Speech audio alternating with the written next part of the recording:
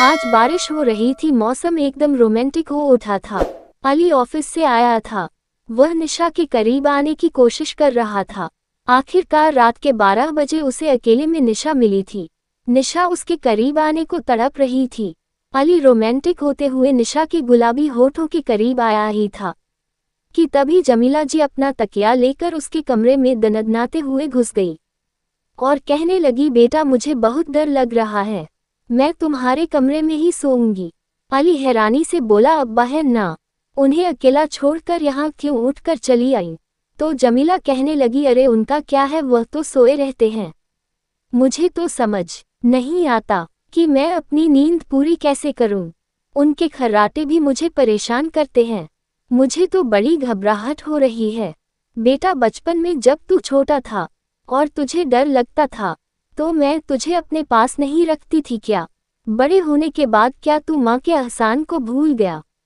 इतना कहकर अम्मा रोने लगी और अली निशा की ओर देखने लगा, लेकिन निशा पहले ही बेड पर जगह बना चुकी थी। वह कहने लगी, माँ आप यहाँ मेरे पास सो जाए, अली बाहर हाल में सो जाएंगे। जमीला अपना तकिया बेड पर रखते हुए बोली, हाँ ठीक है।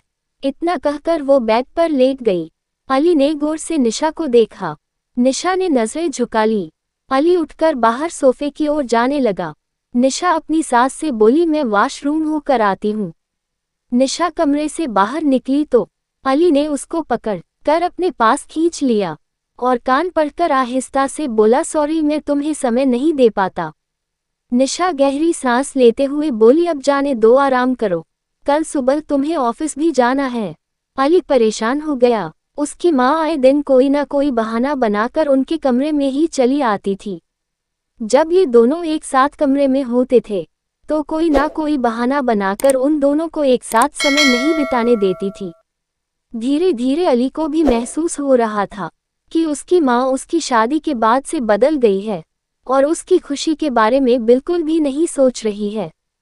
अली जब अपनी पत्नी के साथ होता था तो हर समय उसको खटका लगा रहता था कि अब थोड़ी देर में अम्मा की आवाज़ आएगी या खुद अम्मा आ जाएगी। कई मर्तबा अली ने माँ को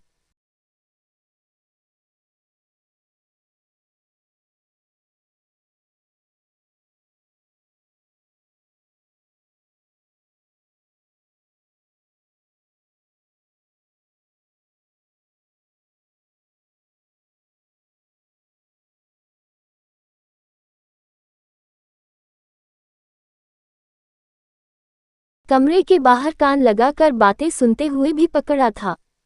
तब से तो उसे ऐसा लगता था जैसे अपने ही उसके घर में उसे जरा सी भी आज़ादी नहीं है। पहले तो जब वो अकेला था तब माँ उसके कमरे झांकने भी नहीं आती थी, लेकिन जब से उसकी शादी हुई थी तो ऐसा लग रहा था जैसे उसकी खुद की ही कोई जिंदगी ना हो। उधर निशा भी ससुराल में रच बस गई थी। घर की सारी जिम्मेदारी भी उसके हिस्से में आ गई थी, लेकिन पति का प्यार उसे नहीं मिल पा रहा था। धीरे धीरे दिन बीत रहे थे। निशा की सहेलियां उसे कहती थी कि अभी तो तेरी शादी हुई है, अभी लाइफ को एंजॉय कर ले, बाद में बच्चे हो जाएंगे, वैसे भी जिम्मेदारियां बढ़ जाएंगी। निशा सोचती थी कि जैसे हालात चल रहे हैं वैसे तो बच्चे होने भी मुश्किल है। ऐसे में हम लोग एक दूसरे को क्या जानेंगे समझेंगे। अम्मा तो हमें जरा भी आज़ादी नहीं देती। उधर थोड़ी देर के बाद अली के अब्बा की आंख खुली तो जमीला को बिस्तर पर न पाकर परेशान हो गए। उन्होंने थोड़ी देर तक तो इंतजार किया क्योंकि उन्हें लगा कि पत्नी वॉशरूम गई होगी, लेकिन जब 15 मिनट तक वह वापस नहीं आए तो वो उठकर वॉशरूम के पास आए। उन्होंने देखा कि वॉशरूम तो बाहर से बंद है। ये जमीला उनकी पत्नी इतनी रात को कहाँ चली गई?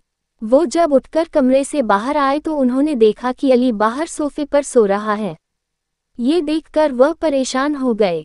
उन्होंने बेटे के कमरे में झांक कर देखा तो वहां पर बहू और उनकी पत्नी सोई हुई थी। नसरुल्लाह जी ने अपना माथा पीट लिया और वो भी सोचने लगे कि मेरी पत्नी यह सब क्या कर रही है। अगली सुबह जब जमीला कमरे में आई तो सख्त आवाज में बोले, रात को कहाँ गायब हो गई थी? मैं अभी इस दुनिया में हूँ और मुझे अकेले छोड़कर बहू के कमरे में घुस जाती है, ये सब अच्छी बात नहीं है। जमीला मुंह बनाते हुए बोली, मैं जो भी कर रही हूँ घर की भलाई के लिए कर रही हूँ। अरे कहीं बहू ने अली को उल्टी सीधी पट्टी पड़ा दी तो 1 बेटा भी हाथ से निकल जाएगा। तुम ज्यादा दिमाग मत चलाया करो, जो हो रहा है होने दो। इतना कहकर उन्होंने अपनी पति को फटकार लगा दी। जमीला की उम्र हो चली थी, लेकिन बेटे बहू के ऊपर नजर रखने के चक्कर में वो दिन भर इधर से उधर चक्कर लगाती रहती थी। अगर अली और निशा बाहर बगीचे में मिलकर कुछ काम कर रहे होते थे तो जमीला वहां पहुंच जाती। किचन में अगर मिलकर कुछ पका रहे होते थे तो वहां पहुंच जाती।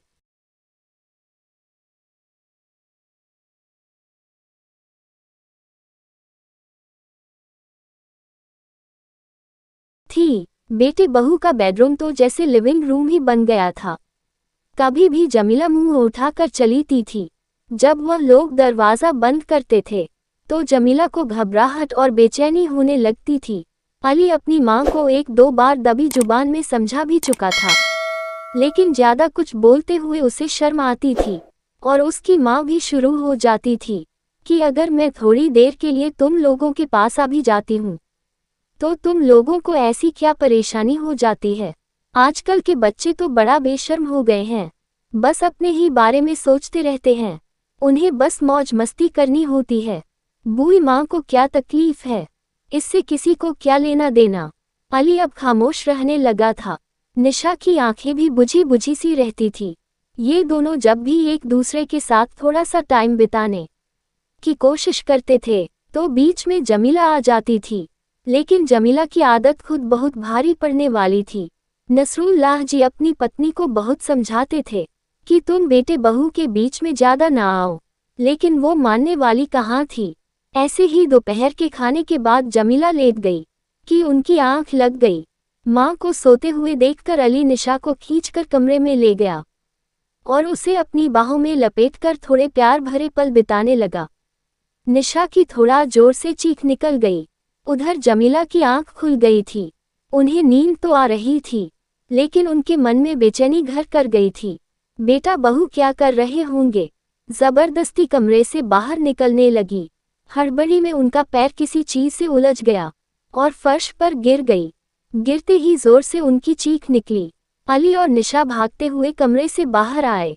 मां को गिरे हुए देखकर अली हैरान रह गया। तभी नसरुल्लाह बाहर से आए थे।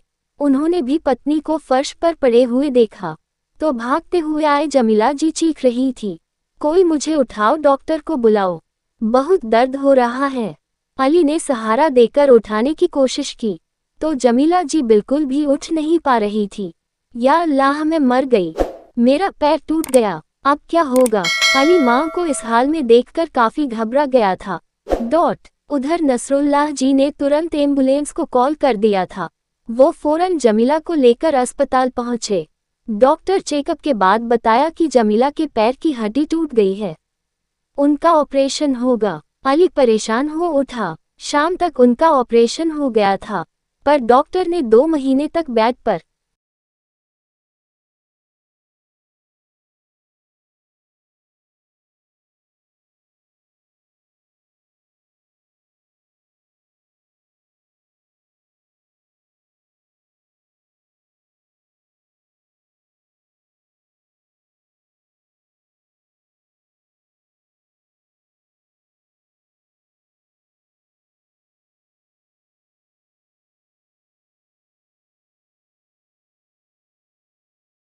आराम करने के लिए कहा था।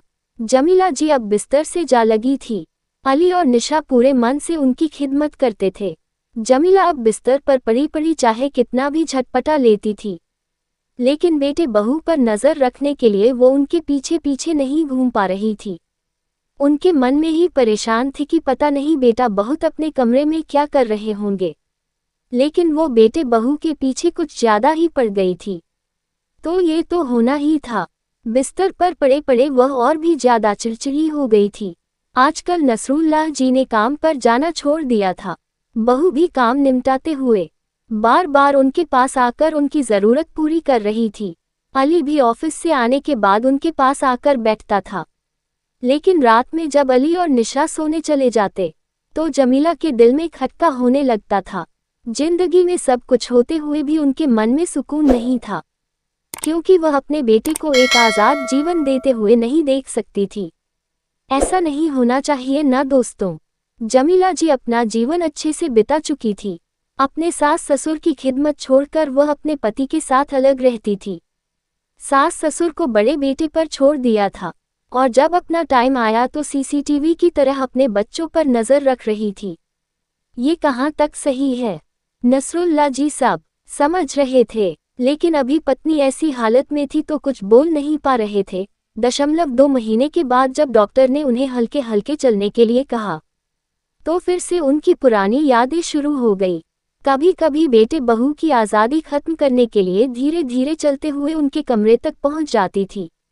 इतनी चोट लगने के बाद में कोई सुधार नहीं आया था। इसी चक्कर में पैर एक दूसरे से लगकर फिसल गया और वह फिर से गिर पड़ी। पिछली बार तो सब कुछ संभल गया था, इस बार हालत कुछ ज्यादा ही बिगड़ गई थी। डॉक्टर ने सीधे सीधे बोल दिया था कि वह दोबारा कभी चल फिर नहीं पाएंगे, पूरी उम्र बिस्तर पर ही रहना होगा। ये सुनकर तो जमीला के होश उड़ गए थे। ये सब क्या हो गया? बिस्तर पर पड़े पड़े उन्हें अपनी गलती का एहसास होता था, लेकिन कुछ दिनों के बाद बेटे ने उन्हें वही चला दी थी। लेकिन अब उन्हें अपनी गलती का एहसास हो गया था, इसी की सजा भुगत रही थी कि अब अपने बेटे बहू की आज़ादी में रुकावट नहीं बनेंगी। उनकी हिम्मत नहीं हो पाती थी, क्योंकि उन्हें परेशान करने के बाद अब जाकर समझ चुकी थी कि जो भी मैं कर रही थी वह शायद गलत था। तो अनुभव से धोखा खाकर सीखने में बहुत लंबा वक्त लगता है और कभी कभार जब खुद से कोई बात समझ में आती है तब तक बहुत देर हो गई होती है। आज अपने चलने की ताकत खोकर उन्हें ये बात समझ आ रही थी, लेकिन अब इस बात का फायदा क्या था जबकि उनके साथ इतना बड़ा हादसा हो गया था। अगर कोई इंसान किसी के राह में रुकावट बनने की कोशिश करेगा तो उसका प्रभाव उस पर जरूर पड़ेगा। आपका क्या ख्याल है? कमेंट में जरूर बताएं।